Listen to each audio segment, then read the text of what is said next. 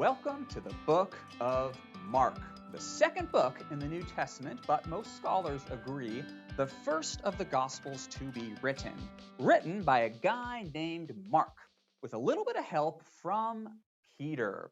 Now, one of the earliest church fathers, a guy named Papias, writing in about the year 125, said that Mark was Peter's interpreter, and that Mark wrote down accurately everything that Peter remembered about the life of Christ.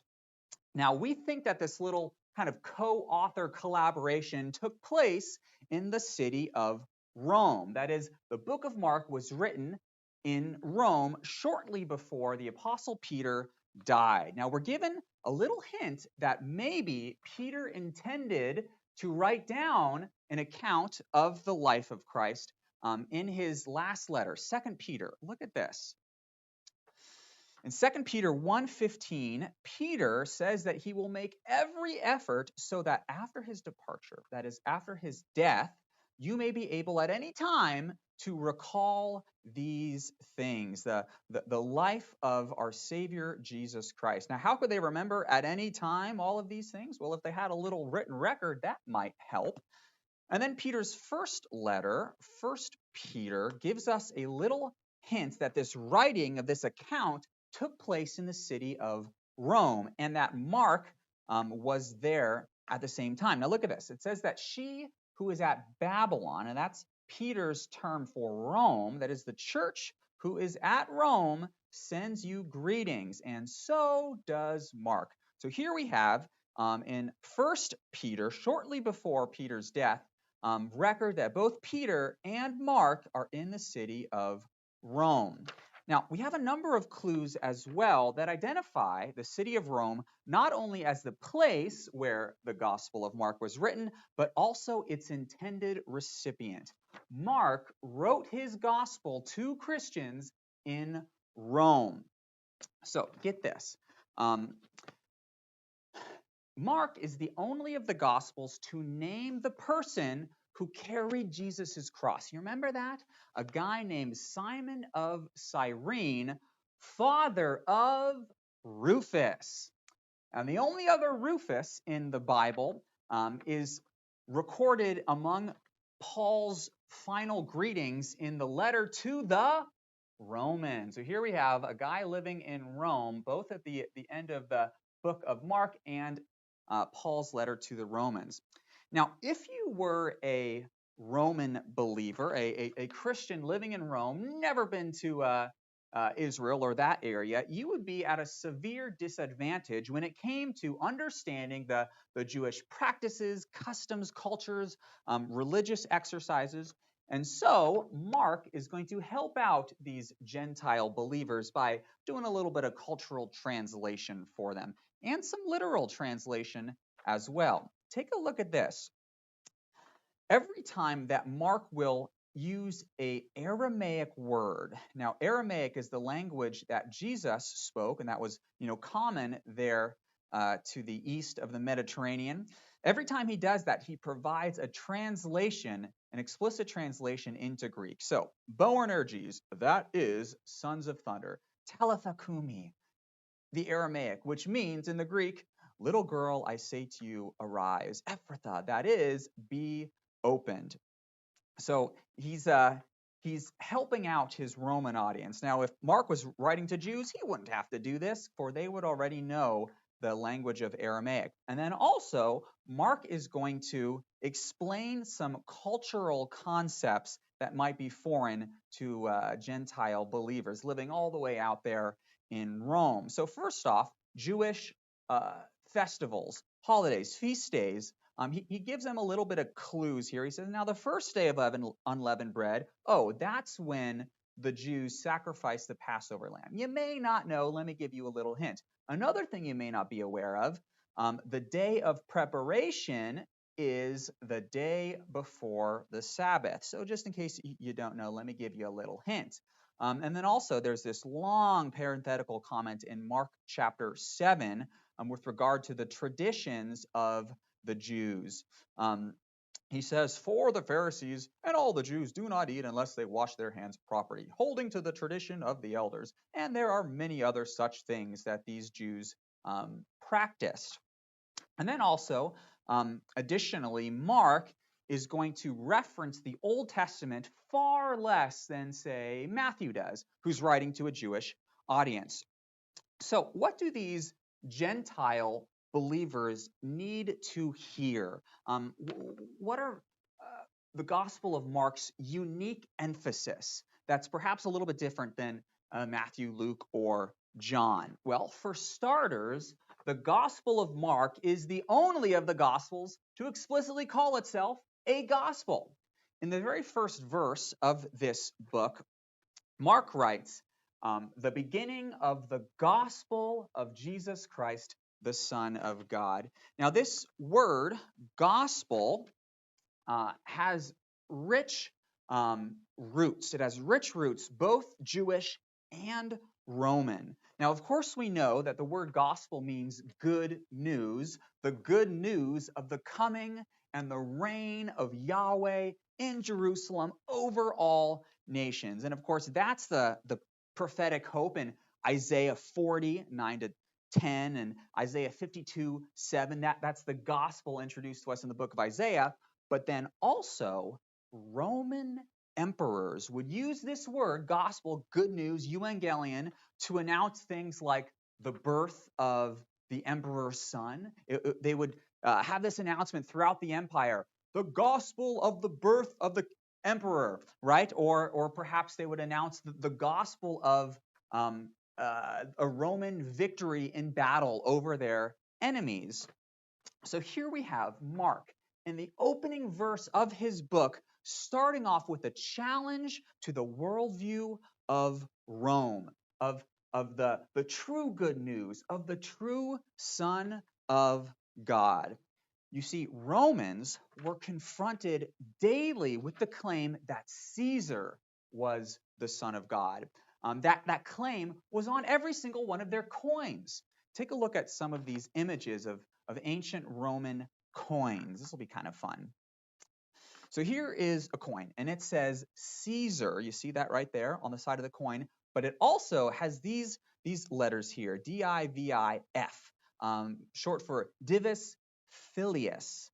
Now, Divus means son, and Filius means, or excuse me, Divus means divine, and Filius means son. This is Caesar, the divine son.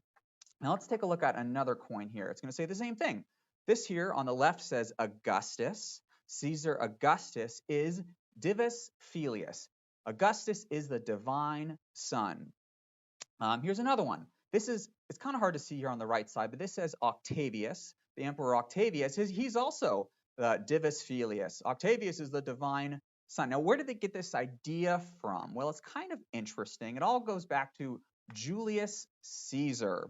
And these letters here, this is, again, you'll recognize this is Divus, that is divine, but this actually says Julius. Divine Julius, and Julius Caesar, the first emperor of Rome. And there's an interesting story here.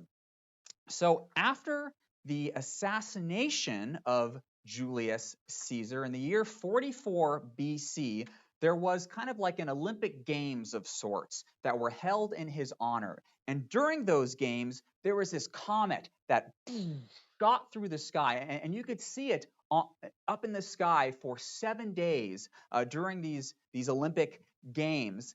And the common people, the masses, when they saw that comet going across the sky, they said that this is a sign that Julius Caesar has taken his place among the gods, that he, Julius, has been divified.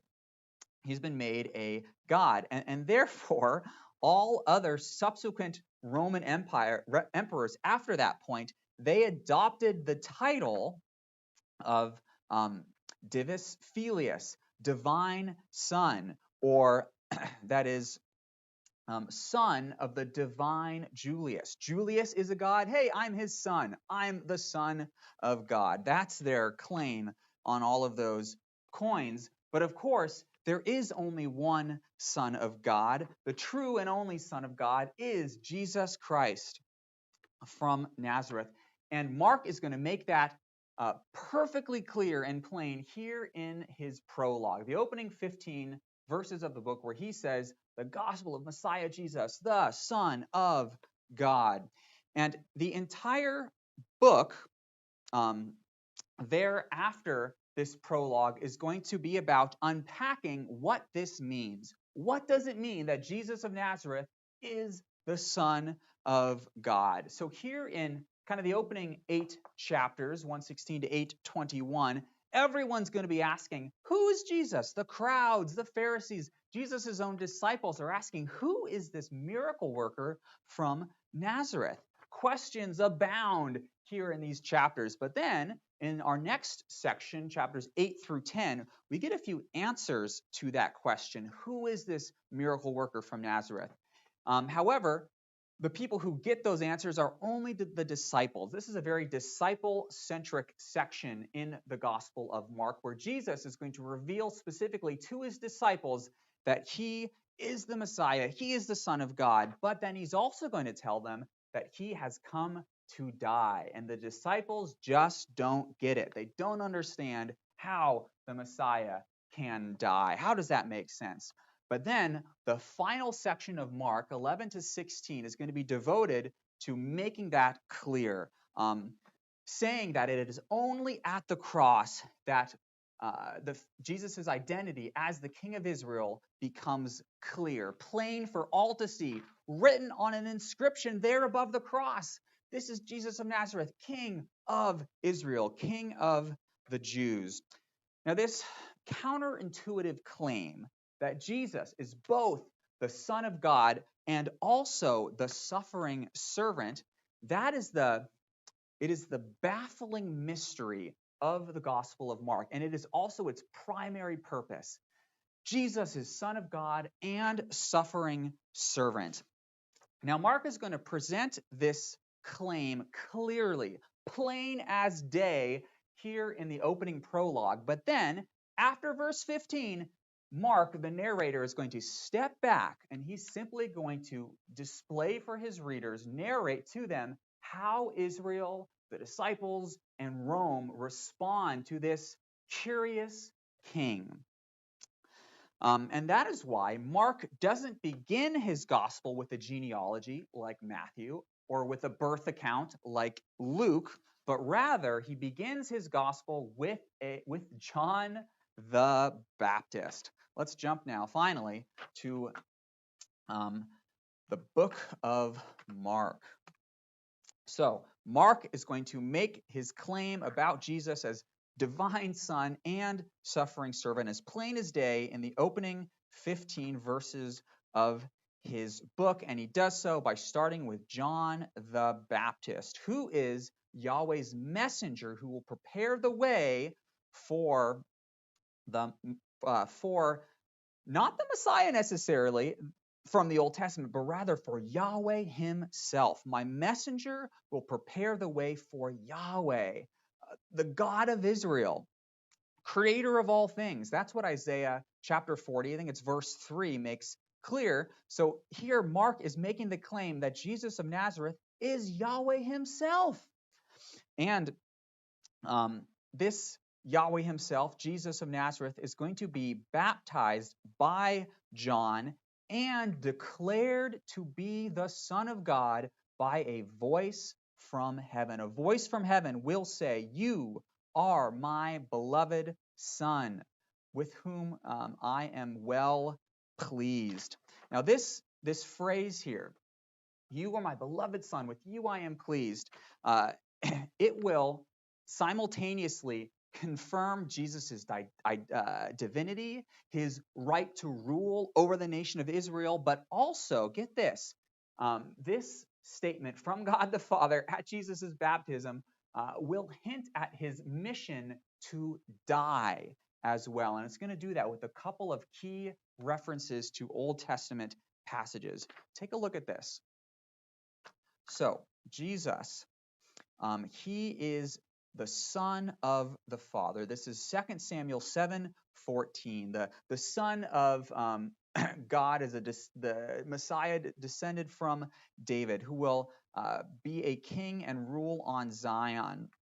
But also, he is called a beloved son. And the first beloved son in the Bible is the son of Abraham, a guy named Isaac. And Isaac, of course, we all know, was to be sacrificed. He was called by the Father to be sacrificed. They're on a mountain outside of Jerusalem, by the way, Mount Moriah.